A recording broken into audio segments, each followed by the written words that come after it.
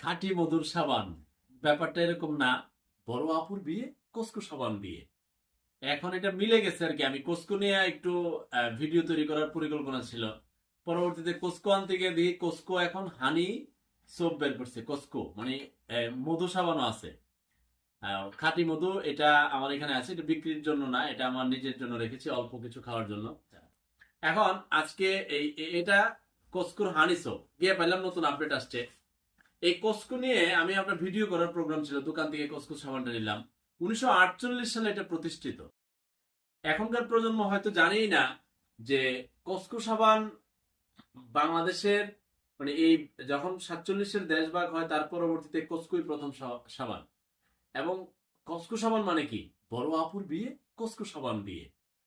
এমনকি মৌসুমী বিজ্ঞাপন করতো, তারিন বিজ্ঞাপন করতো। তারাও অতীত হয়ে যাচ্ছে, এই সাবানটাও